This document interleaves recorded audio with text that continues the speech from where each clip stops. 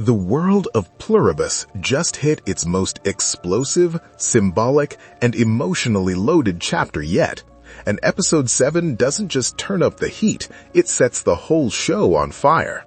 From Carol's chaotic, liberating spiral into joy and rebellion to Manousos' agonizing, stubborn march through hell itself, this episode redefines what it means to stay human in a world that's rapidly losing the meaning of the word.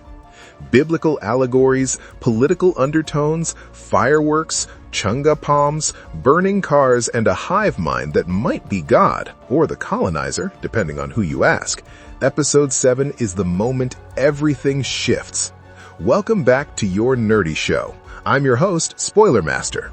So buckle up, because we're breaking down every hidden detail, every symbolic moment, and that wild ending that's pushing Carol and Manousos into the inevitable collision we've been waiting for. This is Pluribus at its finest, messy, meaningful, and absolutely unmissable. The freedom trip Carol didn't know she needed. There's something deeply funny and tragic about a drone delivering the exact red Gatorade flavor Carol asked for, only for her to immediately complain because it's warm.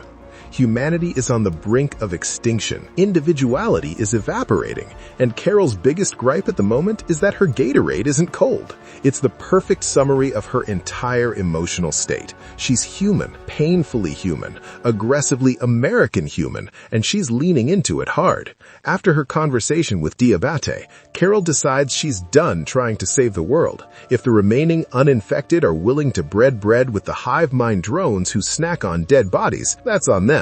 For once in her life, Carol gives herself permission to stop carrying the weight of humanity and just live. And oh boy, when Carol decides to live, she goes all the way. She takes off on a road trip to Jemez Springs and has what looks like a meltdown at first, but you slowly realize it's not a breakdown, but a breakthrough. Carol blasting Nelly's Hot in Here while skinny dipping might be the most chaotic, freeing, and unintentionally symbolic moment of the show so far. She's letting go. She's shedding responsibility. She's feeling something, anything, other than fear, frustration, and obligation. And once she tastes that freedom, she runs with it. She plays golf while a massive bison wanders the course like it's just another Tuesday.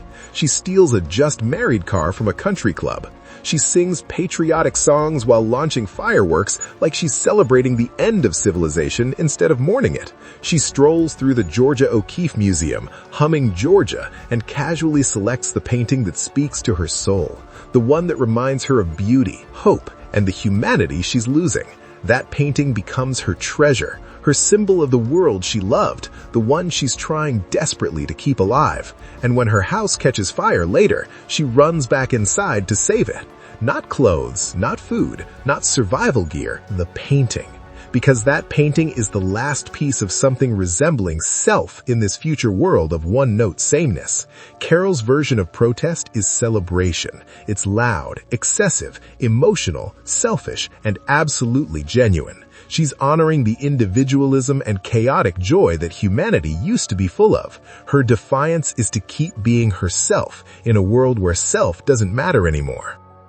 Manousos, humanity's last stubborn rebel. While Carol is embracing liberation, Manousos is embracing discipline, pain, and sacrifice. He's the opposite end of the human spectrum. The man who will suffer if suffering means staying true to his convictions. In every sense, Manousos is Adam, but not the gentle, peaceful Adam we imagine from Eden. He's the Adam who refuses to submit, refuses to accept that a new God might have arrived, and refuses to let the invaders claim authority over him or his world. His journey from Asunción to New Mexico is brutal. He siphons gas from abandoned cars, but always leaves money behind because morality still matters to him even when the world doesn't. He travels hungry rather than accept food from the Hive-Mind drones. He stays dehydrated rather than accept what he considers colonial aid, because to Manousos, these beings are intruders, uninvited guests trying to reshape his home. Every time they tell him to look to the sky and ask, it reeks of the kind of divine authority that Manousos refuses to bow to. The Jesus charm hanging in the car isn't just a small religious detail, it's a reminder of the belief system that shaped him. When that charm burns later on, it feels like the show quietly whispering that Manousos' spiritual war is coming to a head. Manousos isn't rejecting the hive mind logically. He's rejecting them emotionally, historically, politically. His anger is inherited from centuries of colonial trauma, from watching outsiders rewrite the rules of the world he belongs to. He doesn't need to know the hive mind personally to hate what they represent. And unlike Carol, who's playing golf and setting off fireworks, Manousos is fighting in the language he understands best, sacrifice. When he burns an entire car to send the hive mind a message, it's not something he does lightly. It's a declaration, a statement of identity, a refusal to ever let outsiders define his life. Manousos' journey is not pretty. It's not easy. It's not comfortable. It's grueling, exhausting, and borderline suicidal. But it is deeply human because it's built on belief. Belief in his values, his homeland, and his right to exist on his own terms. Eden, pain, and the price of staying human. Both Carol and Manousos end up journeying toward their own versions of Eden, the hot spring sanctuary that symbolizes purity, rebirth, and connection to the world. But while Carol reaches her Eden with fireworks and stolen cars, Manousos reaches his through mud, blood, and agony. His path takes him deep into dangerous forests with chunga palms, trees whose thorns are packed with lethal bacteria. Of course he goes in anyway, because Manousos' entire identity is built on enduring pain if that pain preserves his humanity. He constantly repeats, "I am not one of them," like a mantra of survival, even as exhaustion overtakes him, even as his wounds open, even as hunger claws at him, even as he burns a knife to cauterize thorns embedded in his back. His suffering is a language, his way of telling the universe he belongs to himself and to the human world he knew. But ideology and reality clash hard when he slips and falls backward onto a chunga palm's thorns. The scream that follows is primal. It's the kind of scream that comes from more than pain.